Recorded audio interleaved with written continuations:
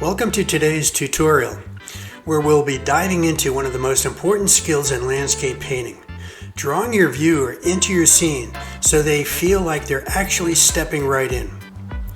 I'll be showing you examples from my own paintings to illustrate these 10 techniques that will help you create a sense of depth and realism that grabs attention. So let's get started.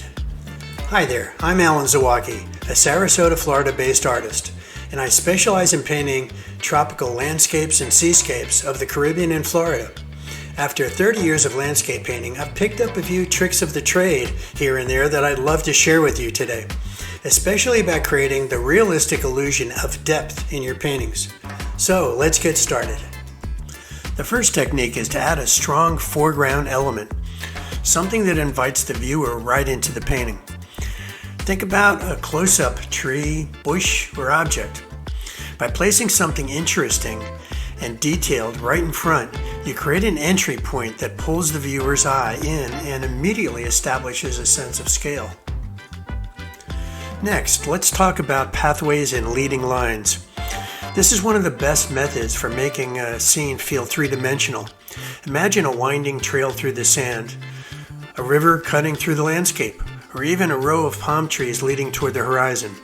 These lines act as visual guides, directing the eye naturally into the depth of the painting and adding a sense of movement. Now, atmospheric perspective is a must for any landscape artist. This means gradually softening details and fading colors as you move from the foreground to the background. The distant elements should be lighter and slightly hazy to imitate how we see things in real life. They also often take on a more bluish hue because of the atmospheric effect.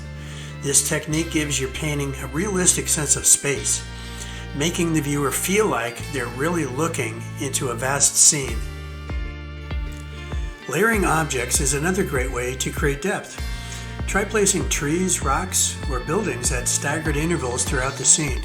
Each layer you add creates a new visual plane, and the viewer's eye will naturally move from one layer to the next, deeper into the painting. It's like building a path that they can visually walk down. Diminishing size perspective, also known as diminishing scale, is an artistic technique that uses the principle that objects appear larger when they're closer to the viewer and smaller when they're farther away. This is a simple but effective way to create the illusion of depth in a painting. Adding the focal point in the distance is a great way to capture attention.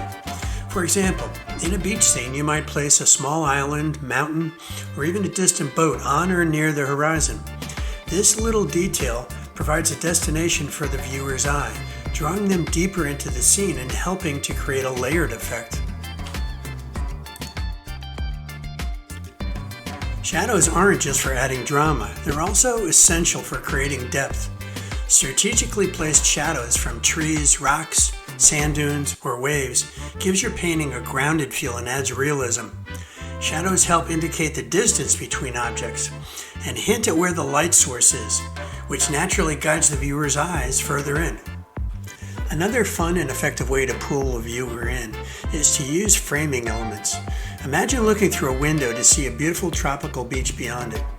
By placing foliage, rocks, or other elements around or on the edges of your painting, you create a natural frame.